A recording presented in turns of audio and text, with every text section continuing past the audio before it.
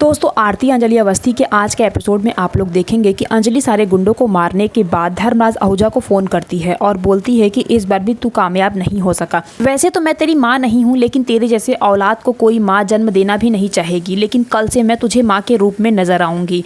ये सब कुछ सुनने के बाद धर्मराज आहूजा बहुत ज़्यादा गुस्से में रहता है और वो प्रकाश त्रिपाठी से बोलता है कि कुछ भी करके इस अंजलि को तो अब वहाँ से उठाना ही पड़ेगा, उसे हमें ख़त्म करना पड़ेगा और कल से मुझे अपने सत्ता को, अपने गद्दी को बचा के रखना पड़ेगा।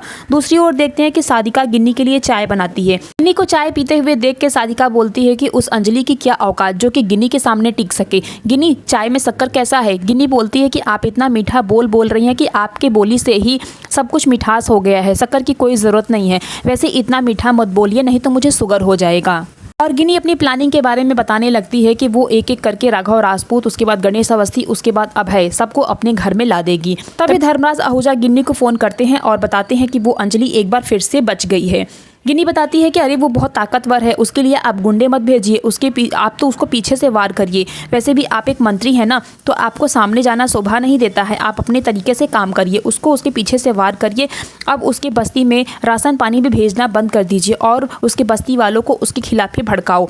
फ़ोन कटने के बाद धर्मराज आहूजा पंकज त्रिपाठी से बोलते हैं कि अब कल से हम उस बस्ती में राशन पानी भेजना बंद कर देंगे और बस्ती वालों को उसके खिलाफ भड़काएंगे। जिसके बाद देखते हैं कि अंजलि और धर्मराज आहूजा रोड पे दोनों आमने सामने आ जाते हैं। अंजलि बोलती है कि तुम्हारे लिए एक खुशखबरी है, क्योंकि मैं अपना नॉमिनेटेड लेटर जमा करके आ रही हूँ। ये सुनते ही धर्मराज आहूजा बोलता है कि मैं तुझे बोल रहा हूँ कि तू कोर्ट में जा और केस लड़, ये सब कुछ तेरे लिए नहीं बना है। प्रकाश त्रिपाठी भी अंजलि को बोलते हैं कि तू जा और कोर्ट में जाके प्रैक्टिस कर और यहाँ ये सब कुछ मत कर, क्योंकि यहाँ पे करने के लिए जिगर चाहिए।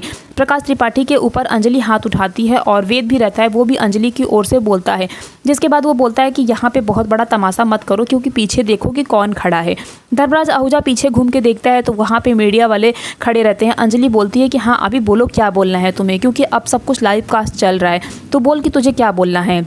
हाँ बोलती है कि यहाँ पे जितनी भी लड़कियों का चालान हुआ है उसमें तेरा ही सबसे बड़ा हाथ है, इसलिए ये जगह तो बिल्कुल भी सेफ नहीं है।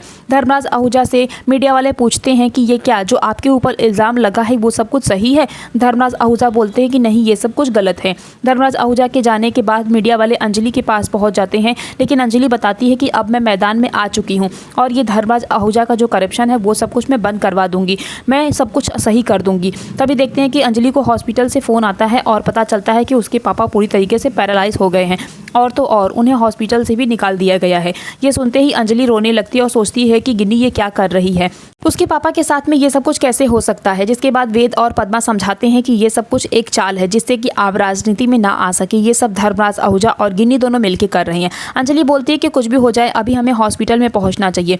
हॉस्पिटल में जब अंजलि जाती है तो देखती है कि उसके पापा को एक साइड में बाहर लिटाया गया रहता है। अंजलि को देखते ही उसका दिल तार तार हो जाता है। वो तुरंत ही डॉक्टर के पास पहुँचती है और वो बोलती है कि आप लोग ये मेरे पापा की क्या हालत करके रखे हैं, पेशेंट को इस तरीके से बाहर क्यों लिटाए हो? डॉक्टर बोलता है कि आपके यहाँ से 16 लाख रुपए का बकाया है, मैं बार बार फ़ोन कर रहा हूँ पेमेंट करने के लिए, लेकिन कोई नहीं कर रहा है।